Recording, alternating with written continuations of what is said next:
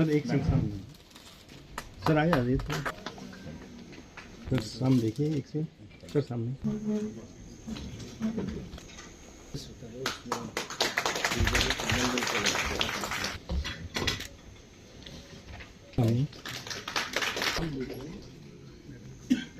The communities of Rajasthan, Gujarat and some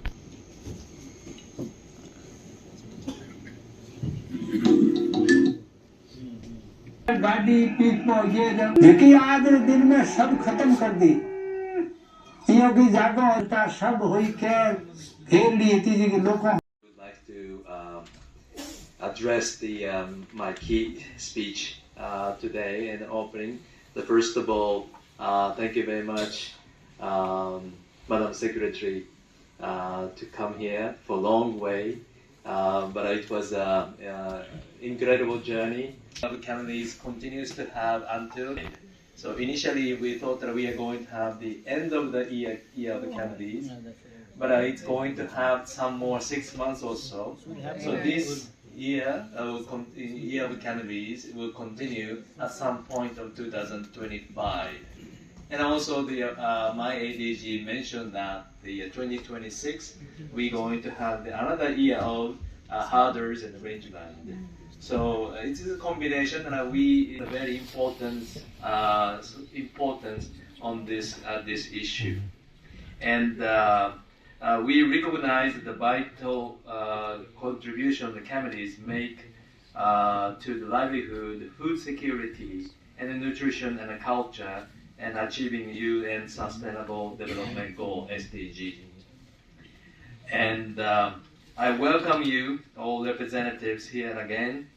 And our main purpose today of this workshop is to stimulate and facilitate dialogue between different stakeholders to unlock the challenges that can contribute to the unsustainable development of non-bovine dairy value chain in India, such as camel milk, along with yes, and then communities played an important role in the economy and the food security and the livelihood of the countries, especially those living in arid and semi-arid highlands in north and western India. They are mostly raised. Organisation हुआ, उसके साथ साथ में कुछ pollution के issues आए, और लेकिन अब आप जैसे देख रहे हैं मिलेट्स की वापसी हुई, और आजकल हम लोग मिलेट्स के बारे में बात करने लगे, हम सस्टेनेबल फार्मिंग के बारे में बात करने लगे। तो मुझे लगता है कि ये एक रिवर्स साइकिल है या एक पॉजिटिव साइकिल है, जिसके थ्रू हम अपने कैमल्स के प्रिजर्वेशन और कंजर्वेशन पे भी निश्चित रूप से काम कर सकते हैं। आपने ये भी सुना होगा आज की परिचर्चा के समय कि किस प्रकार से कच्छ में कैमल की पॉपुलेशन बढ़ भी रही है। तो कुछ ना कुछ ऐसे रीज़न्स हैं जिसकी वजह से जिसको अंडरस्टैंड करते हुए हमें ये दोबारा कंजर्वेशन के ऊपर काम करना पड़ेगा। ग्रेजिंग लैंड एक समस्या है, और इस बात को हम लोग सब समझते हैं कि हमको अगर कैमल्स को कंजर्व करना है तो उसके लिए हमें जो ग्रेजिंग लैंड्स हैं उसको भी बढ़ाना होगा। भारत सरकार की कुछ योजनाएं हैं। कैमल इसी साल हमारे रूल्स ऑफ बिज़नेस में आया है, और ये इंटरनेशनल ईयर ऑफ कैमलिड्स है। तो हम लोग ये भी कोशिश कर रहे हैं कि हम न्यूक्लियस ब्रीडिंग फार्म्स बनाएं, अच्छे उन्नत कैमल्स को ब्रीड करें, और साथ साथ में हम ये भी करें कि ग्रेजिंग लैंड जो हमारे राष्ट्रीय लाइफ स्टॉक मिशन का एक हिस्सा है, हम ग्रेजिंग लैंड्स को भी बढ़ाएं। और तीसरा जो सबसे इम्पॉर्टेंट चीज़ ये है कि इकोनॉमिक इम्पॉर्टेंस हमको देना होगा इस एनिमल को, और जो कि बहुत विजिबल है कि हम लोग कैमल मिल्क की जो थेरेप्यूटिक वैल्यूज़ हैं, जो कैमल मिल्क की मेडिसिनल वैल्यूज़ हैं, इसको और रिसर्च के तौर पर पुख्ता करें, और हम कैमल मिल्क का एक सेपरेट नीश मार्केट को तैयार करें। ऑलरेडी उसमें काम हो रहा है, और कई एंटरप्रेन्योर्स हैं, अमूल हैं, जो इसमें काम कर रहे हैं। हमको इकट्ठा होकर और इसकी वैल्यू चेन पर काम करना होगा। मैडम, बायोगैस की बात करें, आपने 2 दिन पहले मीटिंग भी ली थी, जी, 19 से अधिक स्टेट्स के जी बायोगैस प्लांट कर दिए गए हैं, क्या कहना चाहेंगे मैडम उसके बारे में? तो बायोगैस एक पहले बनते थे जो छोटे छोटे होते थे, कुछ उसकी टेक्नोलॉजी अलग थी।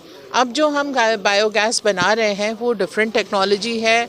हम एनोरेबिक रिएक्शन के माध्यम से बना रहे हैं इस बायोगैस को, जो कि अब बायो CNG बायोगैस के रूप में बहुत अच्छी तरीके से टेक्नोलॉजी इस्टेब्लिश हो गई है। NDDB इसमें बहुत अच्छा काम कर रहा है। रामनगर वाराणसी में एक जो फेडरेशन का प्लांट था, मिल्क फेडरेशन का प्लांट था, वहाँ पर इस्टेब्लिश किया गया एक बायोगैस यूनिट को, और आज वो संयंत्र एनर्जी सफिशेंसी पर आ गया है।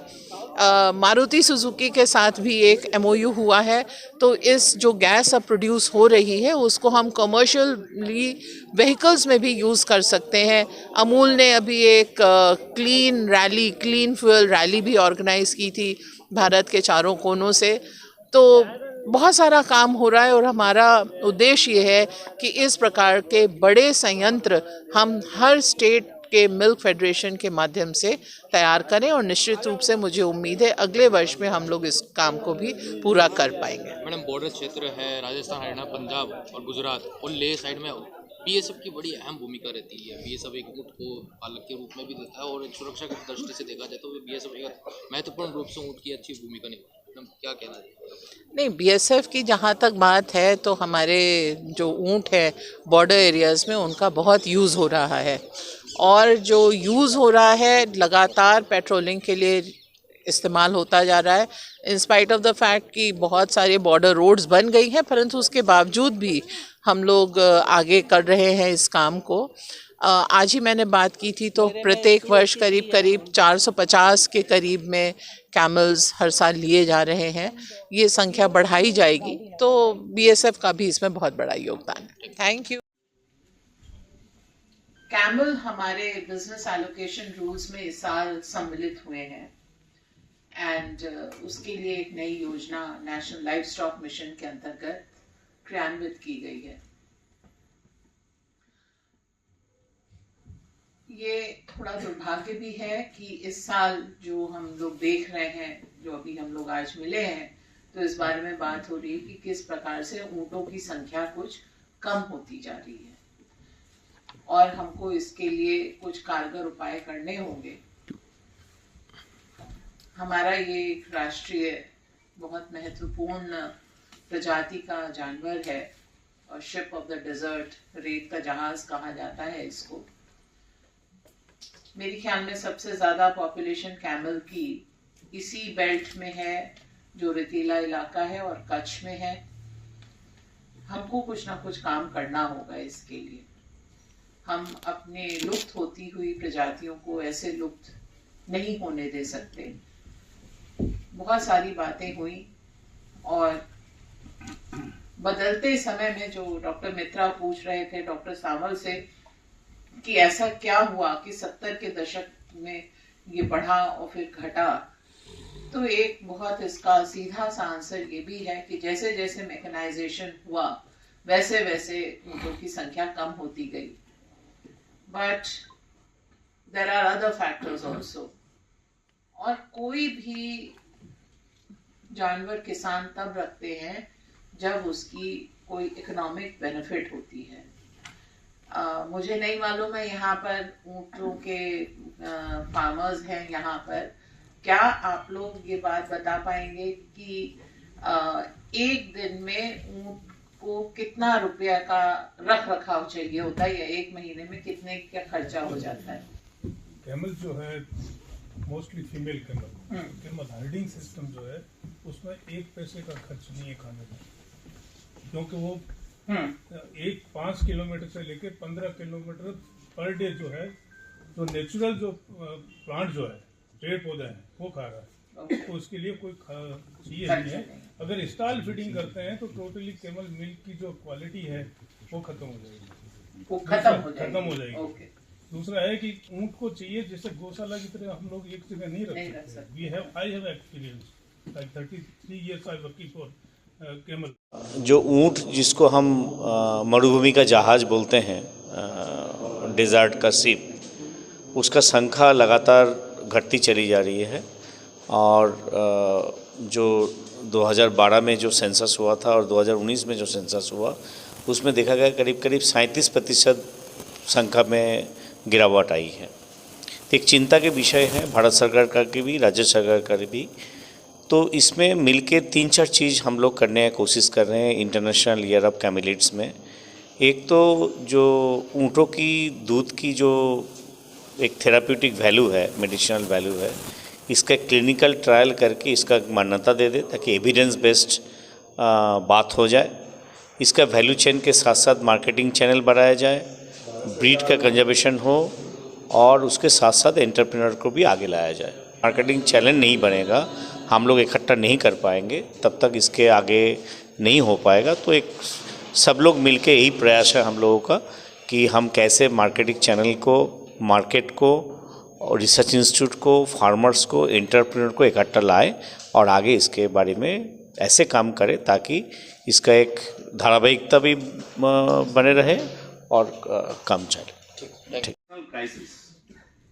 So they brought a bill, President put a action, and now with a concentrated report, उसका bison population bounce back. तो ऐसे हर देश में होता है, कोई एक पॉपुलेशन गिर जाती है, लेकिन होल गवर्नमेंट एफर्ट जब तक नहीं होगा तो कोई भी पॉपुलेशन को बचाना मुश्किल है। इसके साथ साथ और एक बात सोचना पड़ेगा। मुझे आप अगर बोलेंगे कि आप साइकिल से ही ऑफिस आइए, साइकिल से कार्बन फुटप्रिंट बहुत बढ़ता है, आपका सेहत ठीक रहेगा, क्या हम गाड़ी छोड़ के साइकिल से आएंगे? नहीं आएंगे। तो किसी फार्मर को आप बोलेंगे आप कैमल रखिए, कैमल बहुत अच्छी चीज है, वो नहीं रखेगा। तो जब तक कोई भी पशुधन को इकोनॉमी के साथ जुड़ा नहीं जाएगा और इकोनॉमिक सस्टेनेबिलिटी के साथ जुड़ा नहीं जाएगा, कोई भी चीज, कोई भी पशुधन कोई नहीं रखेगा। तो conservation should be always looked into from the economic perspective और अगर सोशियो इकोनॉमिक पर्सपेक्टिव उसका अगर उसका संबंध है तो कंजर्व होगा, नहीं तो समय का काल पे वो विलुप्त हो जाएगा। आज एक दिवसीय कार्यशाला जो ऊँटों के ऊपर रखी गई है, उसमें जो है बहुत ही जो इम्पोर्टेंट मुद्दे जो हैं उनको उनके बारे में विचार किया जा रहा है। जैसे जो है अपन कैसे ऊँटों की संख्या को जो है ना बढ़ा सकते हैं, क्योंकि अभी कुछ बहुत सारे पिछले कई वर्षों से संख्या बहुत घट रही है। और इसके अतिरिक्त जो है ना अपन इस ऊँट को का जो एक उपयोग है, चाहे वो टूरिज्म के माध्यम से लें, चाहे उसके दूध के माध्यम से लें, उसके ऊपर जो है ना कई विषयों के ऊपर चर्चा होगी कि दूध को जो है ना कैसे संग्रहण करना है, किसानों के पास क्या क्या समस्याएं हैं, अगर मार्केटिंग की है तो मार्केटिंग की कौन कौन सी समस्याएं हैं, तो कैसे उनको अपन उनसे उभर सकते हैं ताकि जो है ना ये दूध जो है आम पब्लिक के पास पहुँचे और उसका प्रचार हो। जब तक अपन उसे इस्तेमाल की कई जो उसका इस्तेमाल अगर बढ़ाने की कोशिश करेंगे तो जो है निश्चित तौर पे ये दूध जो है हर घर में पहुंचेगा और जो है ना हमारा जो ऊँट है वो ऊँट की जो प्रजाति है उसको बचाने में ये जो प्रोग्राम है बहुत लाभदायक सिद्ध होगा।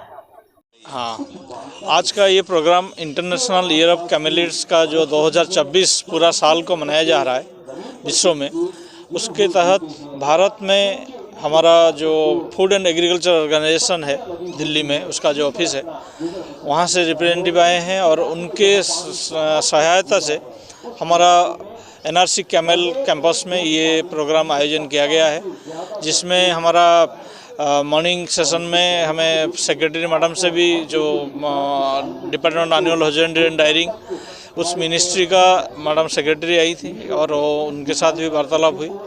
अभी ये कैमल इको टूरिज्म को लिए के जो हम कैमल डेकोरेशन और कैमल रेस यहीं पे करेंगे, उसके बाद दौरान फिर से हमारा वहाँ पे इंटरेक्शन प्रोग्राम है जिसमें हम किसानों से जानकारी लेंगे कि वो कैमल का जो पॉपुलेशन है वो क्यों नीचे जा रहा है और उसके लिए किसान सरकार से क्या अपेक्षा रखती है, उस दिशा में बातें रखी जाएगी।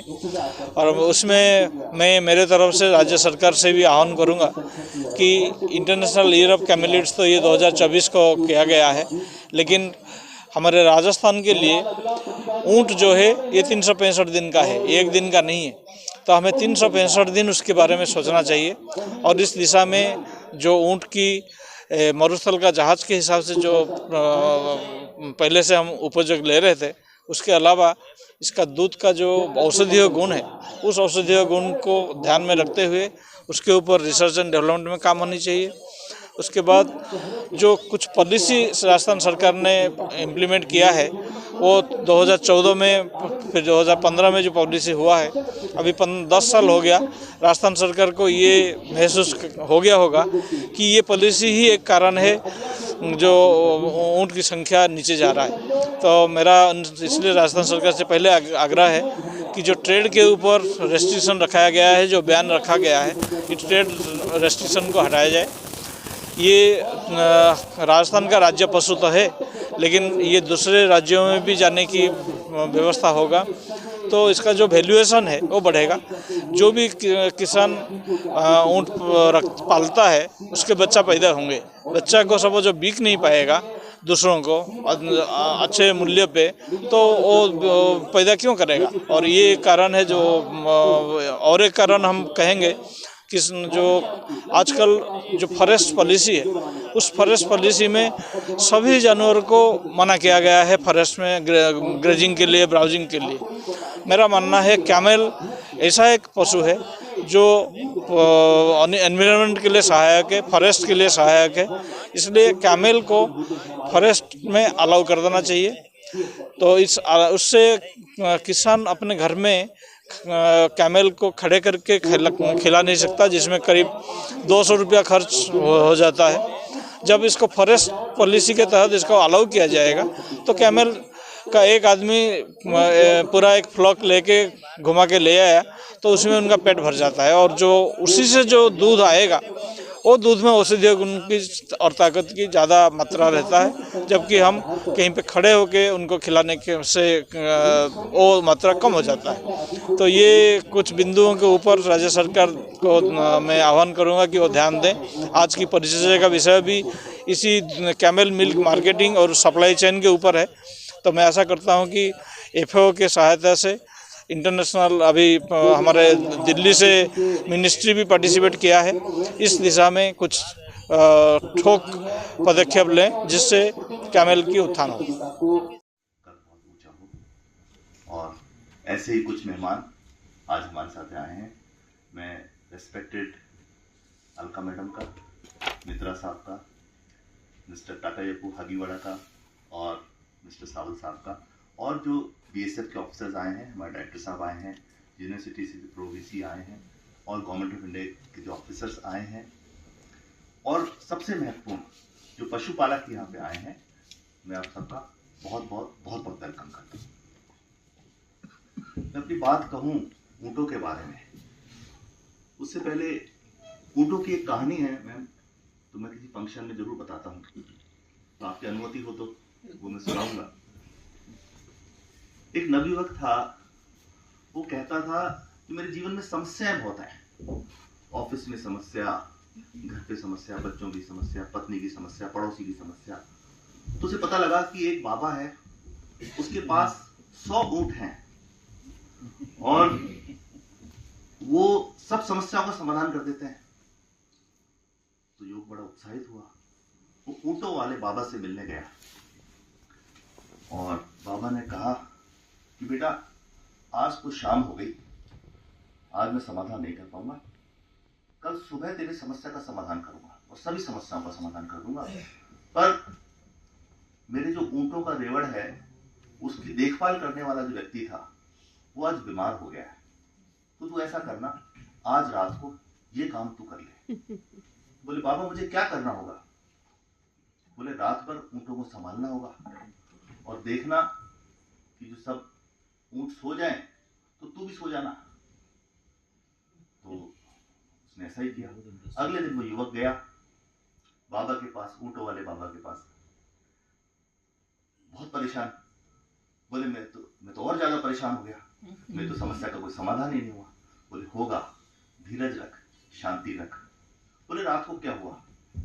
बोले मैं कोशिश करता रहा, एक ऊँट को सुलाऊं तो दूसरा ऊँट उठ के खड़ा हो जाए, तीसरे को बैठाऊं तो चौथा खड़ा हो जाए। पूरी रात निकल गई, पर वह क्षण कभी भी नहीं आया जब 100 के 100 ऊंट बैठ गए हों और सो गए हों, तो बाबा ने कहा, और मैं आपको कह रहा हूं कि बेटा, जीवन जब हम जीते हैं तो 100 ऊंटों के साथ जीते हैं, और कभी परिवार की समस्या, कभी ऑफिस की समस्या, कभी पड़ोसी की समस्या। और तुमने एक चीज ऑब्जर्व नहीं करी जो मैं तुम्हें बताता हूं। तुमने देखा होगा कि जैसे जैसे रात ढलती गई तो जैसे समय हुआ तो कुछ ऊंट अपने आप बैठ गए और सो गए। जो रात को भी खड़े थे उनको तुमने प्रयास करके अपने पुरुषार्थ से उनको बैठाया और उनकी सोने में सहायता करी। पर तुम रात भर भागते रहे। 5-10 ऊंट तो ऐसे थे जो तुम्हारे प्रयास करने के बाद भी नहीं बैठे। पर बेटा, तुमने एक चीज ऑब्जर्व नहीं करी कि वो भी जब रात ज्यादा गहरी हो गई, रात बीत गई और सुबह तड़के का समय है, तो वो भी थक कर अपने आप बैठ गए। तेरे जीवन में समस्याएं भी ऐसी ही हैं। कुछ जैसे ही समय बीतेगा अपने आप हल हो जाएंगे। सिर्फ धीरज रखना और इंतजार करना।